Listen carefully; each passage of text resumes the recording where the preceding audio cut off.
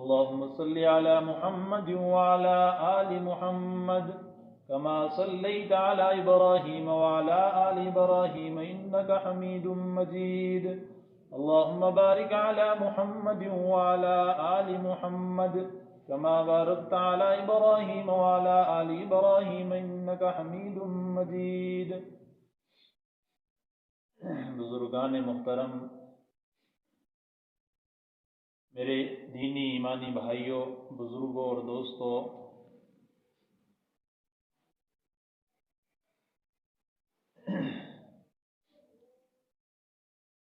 رمضان المبارک کا یہ مبارک مہینہ چل رہا ہے. سعادتوں، رحمتوں اور برکتوں کا یہ مہینہ ہے. اس مہینے کے اندر اللہ کی رحمت کے دروازے کھل جاتے ہیں، اور اس مہینے کے اندر اللہ تبارک و تعالی جہنم کے دروازوں کو بند کر دیتے ہیں. اس مہینے کے اندر اللہ اپنے بندوں کے اوپر خاص رحمت فرماتے ہیں، خاص نظر کرم فرماتے ہیں.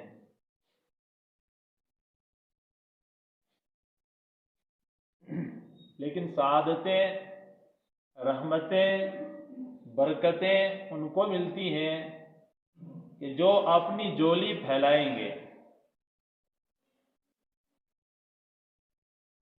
اور جنہوں نے اپنی جولی کو سمیٹ کر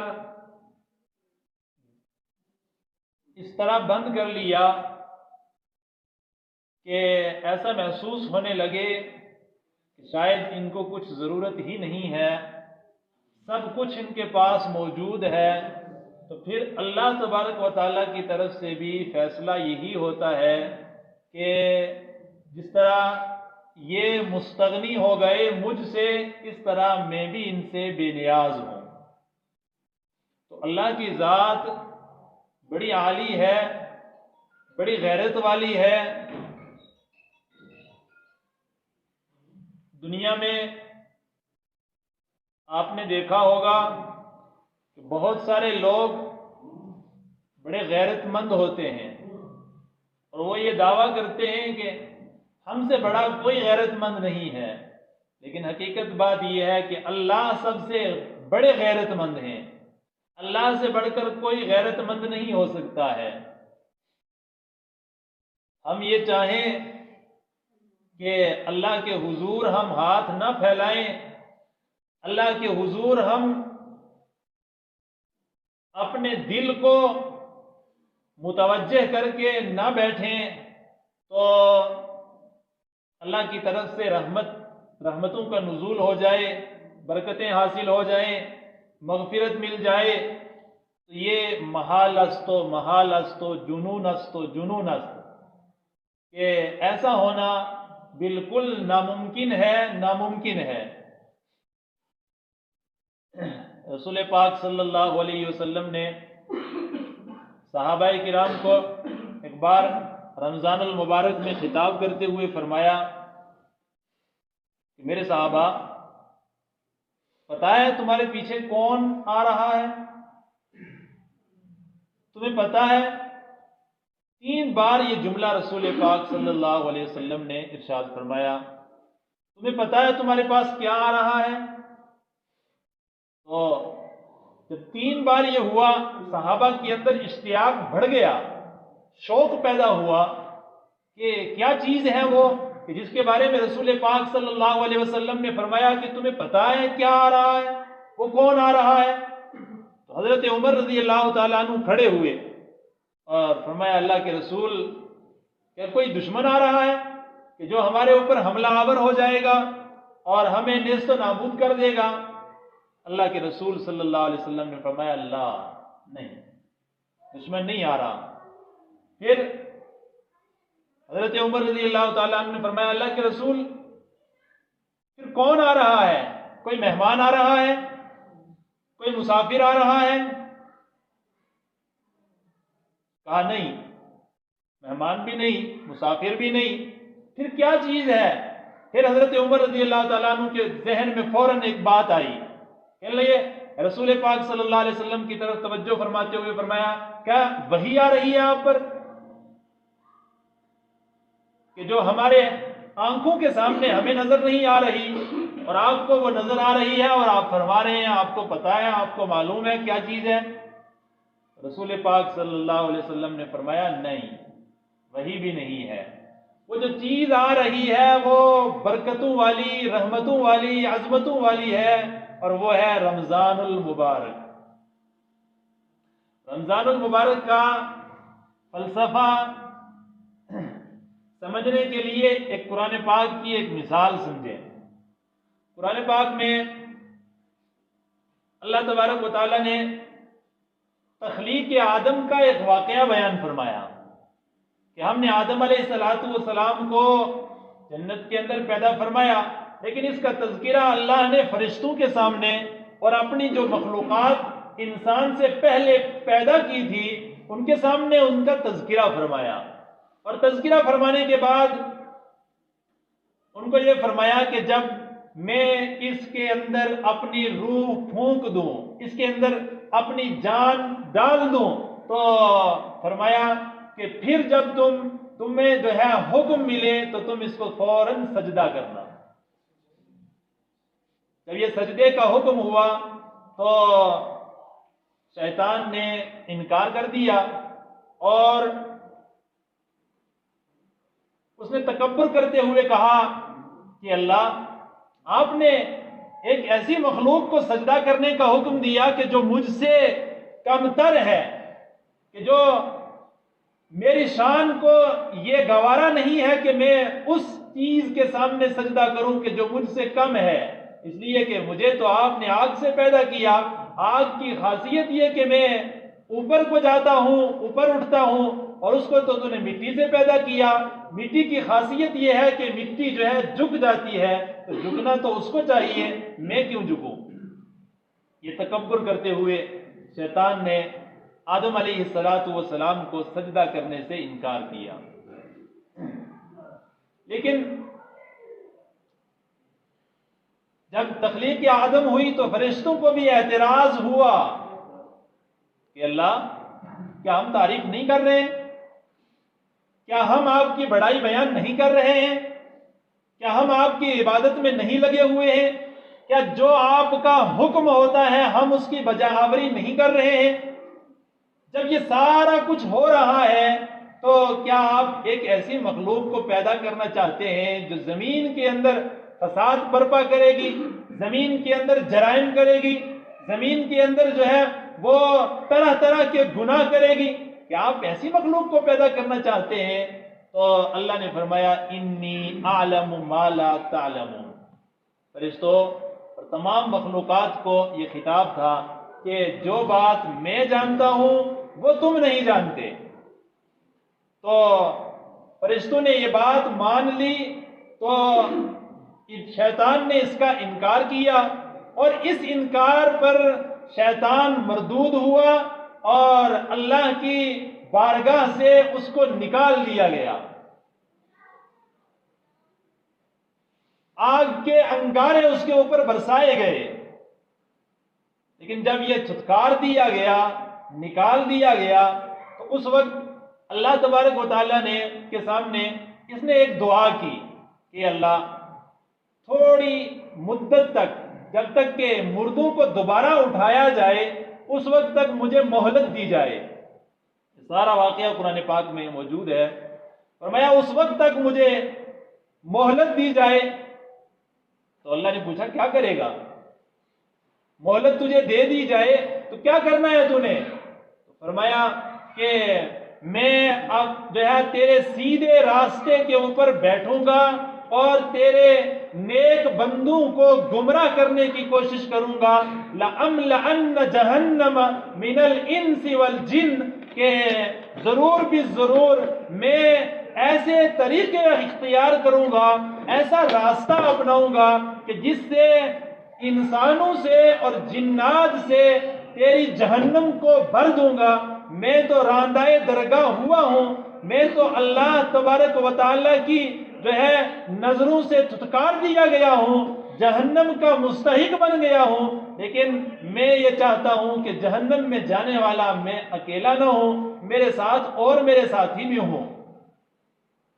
اللہ تبارک و تعالیٰ نے فرمایا انکا لمن المنتظرین، آپ کو شیطان کو کہا کہ تجھے ڈھیل دے دی گئی، تجھے چھوٹ دے دی گئی، مہلت دے دی گئی کہ قیامت تک تو جو ہے میرے بندوں کو گمراہی میں ڈال، لیکن یاد رکھ جو میرے بندے ہوں گے وہ تیری اتباع نہیں کریں گے، اور جو تیری اتباع کریں گے جو تیرے پیچھے چلیں گے ان سے میں جہنم کو بھر دوں گا۔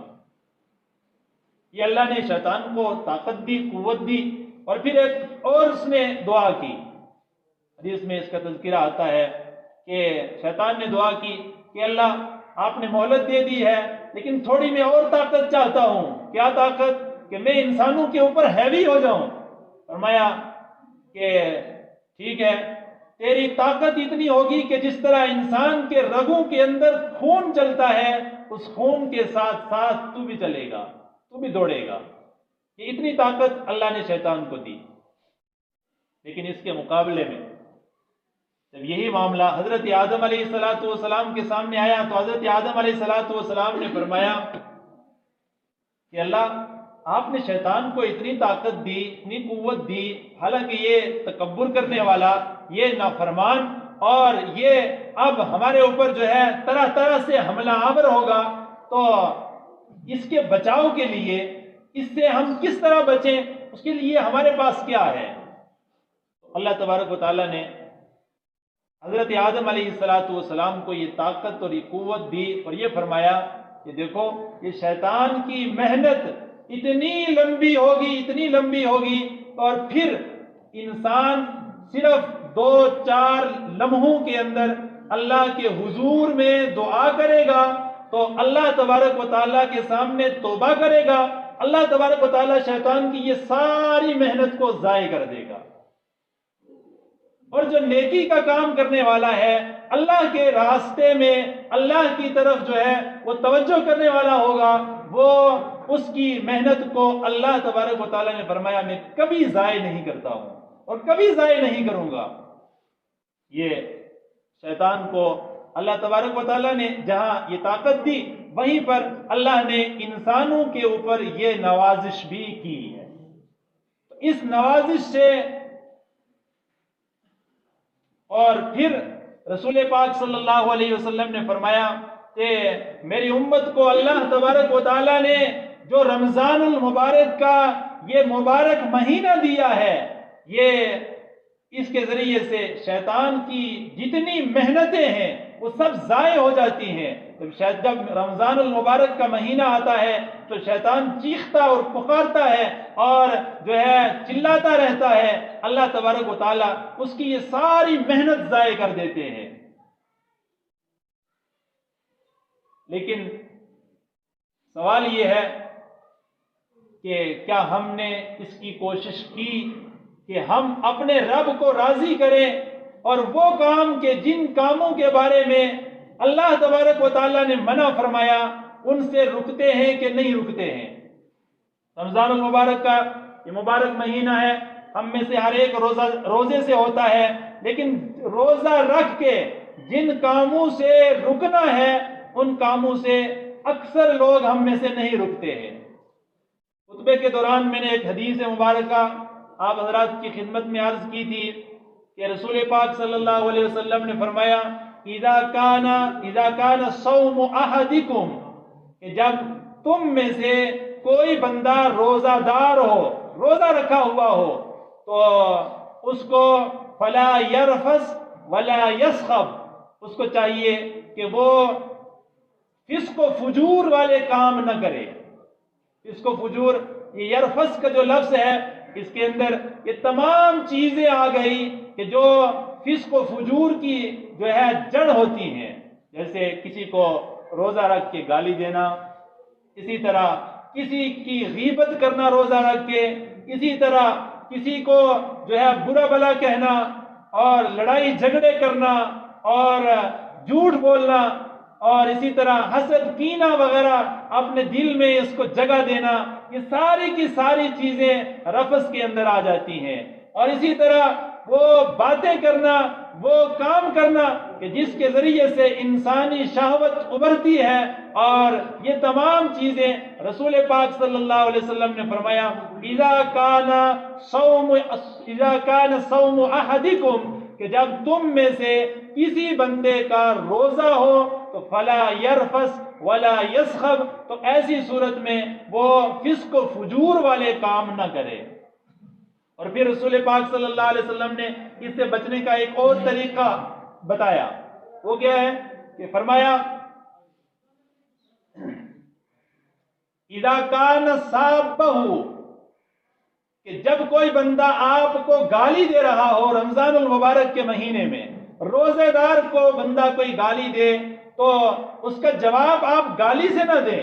رسول پاک صلی اللہ علیہ وسلم نے فرمایا فَلْيَقُلْ إِنِّي إِمْرَأٌ صَائِمٌ، تو اس بندے کو چاہیے کہ وہ اس سے کہے کہ بھائی میں روزے سے ہوں، میرا روزہ ہے۔ تو اس سے مطلب یہ ہے اس حدیث پاک کا کہ بندے کو روزہ رکھ کے اگر کوئی گالی دے رہا ہے تو اس کی گالی کا جواب بھی نہیں دینا ہے، اس لیے کہ رسول پاک صلی اللہ علیہ وسلم نے اس کی تعلیم دی ہے کہ فَلْيَقُلْ إِنِّي إِمْرَأٌ صَائِمٌ، آپ یہ کہہ دیجیے کہ میں روزہ دار ہوں، روزے والا آدمی ہوں۔ تو آپ کے شان کے خلاف یہ بات ہے کہ آپ اس طرح کی کوئی جملہ استعمال کریں کہ جس سے رسول پاک صلی اللہ علیہ وسلم کی حدیث کی نافرمانی ہوتی ہو، رسول پاک صلی اللہ علیہ وسلم کے بتائے ہوئے طریقے کی خلاف ورزی ہوتی ہو، اس سے ہمیں بچنا ہے۔ اسی طرح رمضان المبارک کے مہینے کے اندر ہم دیکھتے ہیں بہت سارے لوگ، دو چار آدمی اکٹھے ہوئے تو ان کی باتوں میں، گفتگو میں لامحالہ طور پر اس طرح کی باتیں ہو جاتی ہیں کہ جو کسی کی برائی ہوتی ہے، کسی کی غیبت ہوتی ہے، اور کسی کے جو ہے عیب عیوب کو تلاش کیا جا رہا ہوتا ہے، کسی کی برائیوں کو اچھالا جا رہا ہوتا ہے۔ تو ان تمام چیزوں سے رمضان المبارک کے مہینے کے اندر انسان کو مکمل طریقے سے رکنا چاہیے، اور یہ سمجھ کر رکنا چاہیے کہ میں روزے سے ہوں۔